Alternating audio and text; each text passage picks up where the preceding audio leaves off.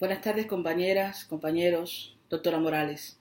Para el tercer foro de discusión de este curso he elegido el Brexit. Brexit es la palabra que combina Britain y exit, o sea, salida del Reino Unido de la Unión Europea. Es la primera vez que un país abandona la Unión Europea. Es una circunstancia, es un hecho sin precedentes que influye en la economía global y, por supuesto, en los negocios internacionales. El Reino Unido, por ejemplo, era, junto con Alemania, uno de los motores, una de las correas transmisoras de la economía de la Unión Europea, y ahora se va. Según un informe mundial sobre las inversiones en 2018 de Naciones Unidas relacionado con el comercio y el desarrollo, el capital que recibió a nivel de inversiones extranjeras directas el Reino Unido solamente en 2017 ascendió a 20.000 millones de dólares. Es una cifra elevadísima. Otra de los porcentajes que pudiera ilustrar cómo podría afectar la salida de Brexit, o sea, la salida de Reino Unido de la Unión Europea, es que la inversión extranjera directa en Gran Bretaña, la mitad estaba prácticamente destinada a servicios financieros. Ya saben que allí hay una City, que es un gran centro para las finanzas internacionales. Esa inversión ya se ha descontinuado porque solamente en países, en Estados miembros de la Unión Europea que realizaban inversión extranjera directa en servicios financieros, lo hacían por el volumen de más o menos un billón de euros. Es un volumen elevadísimo. Ahora, esto causa preocupación porque desde el punto de vista de los inversionistas, los costes de comerciar con Europa serán más altos si hubiese que pasar antes por la City, por supuesto, porque no existe una relación directa, no hay un vínculo contractual directo respecto a los negocios internacionales o financieros. Por supuesto, los efectos negativos también se verán en otras instancias, por ejemplo, la prosperidad de la empresa británica, la economía doméstica sufrirá. Ya de entrada, el propio documento de salida de la Unión Europea explica que no existirá una misma facilidad para el movimiento de personas, de capitales, de bienes y de servicios. Evidentemente, al salirse de la Unión Europea, Reino Unido también se expone a tener un acceso a la inversión distinto. O sea, los acuerdos que fueron establecidos como conglomerado para el Reino Unido desaparecen y él tendrá que salir con un poder negociador que ya ha perdido al mundo a volver a renegociar acuerdos uno a uno por otros países y también, o digamos, con otros tratados comerciales y con países tan poderosos como China, por ejemplo, con la que no tiene un acuerdo per se firmado. Otra de las cosas que se afecta es la moneda. La moneda británica, la libra esterlina, aunque no pertenecía al euro, sí que se ha afectado con su salida, se ha afectado porque los mercados están relacionados. Por ejemplo, la libra esterlina era junto con el yen, junto con el dólar americano, el euro y el renminbi chino, una de las 5 monedas que equilibraban la balanza monetaria y cambiaria internacional utilizada por el Fondo Monetario Internacional. Y ahora esa moneda, o sea, la libra esterlina, está sufriendo fuertes devaluaciones. El Reino Unido tiene un índice de competitividad alto, está en el lugar número 7, hacía 3 años estaba en el lugar número 10. La inercia de la disposición de sus negocios, que son negocios son negocios sofisticados, o sea, de una alta sofisticación en los negocios, le ha hecho mucho bien y ha continuado creciendo en ese ranking mundial de competitividad, aunque la mayoría de literatura consultada para realizar este trabajo aduce un impacto negativo del PIB, del Producto Interno Bruto, a largo plazo para Reino Unido, digamos que en 2030. Y se predice además en un escenario que modela los impactos negativamente en el comercio, en la productividad y también en los presupuestos. En el corto plazo ya se están produciendo evidentemente modificaciones, por ejemplo, en el marco legal. Los resultados económicos se están afectando por la incertidumbre que existe en las condiciones legales porque ya van 2 años de negociación en las que las consecuencias macroeconómicas se están viendo ya a nivel de inversión con una reducción importante de consumo y de comercio exterior en la medida en que los inversores y los consumidores han disminuido su confianza. Esto también aplica para la inversión extranjera directa que podría sufrir un fuerte menoscabo, sobre todo desde el punto de vista de los servicios financieros.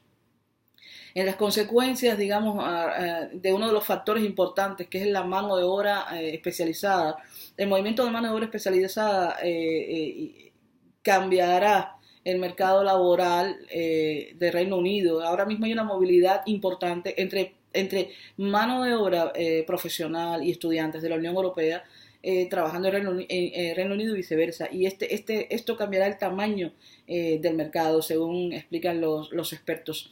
En todos los escenarios se aplica una depreciación. Los escenarios que se prevén para el Brexit, son escenarios que se están valorando, estudiando y debatiendo ahora mismo, aplican una depreciación del 15% de la libra esterlina, y ese efecto negativo ya se está viendo en los mercados. Y otra de las cosas es que en la actualidad la incertidumbre está retrasando la inversión y además ha reducido ostensiblemente el atractivo de Reino Unido para muchos negocios. Como contexto, digamos, si vamos a hablar de la teoría según Krugman de escala, Krugman 1991 es la referencia. Como cualquier país, Reino Unido presenta una estructura industrial que está determinada por la intensidad de sus factores. Bueno, ya se sabe que estas industrias producen basándose en un incremento de retorno. Bueno, pues, entonces si el comercio se produce con esta mayoría de empresas contextualizadas allí, y están localizadas en esa economía de escala, y el escenario cambia, pues por supuesto también cambiará el incremento en esos retornos y supuestamente no cambiará para bien.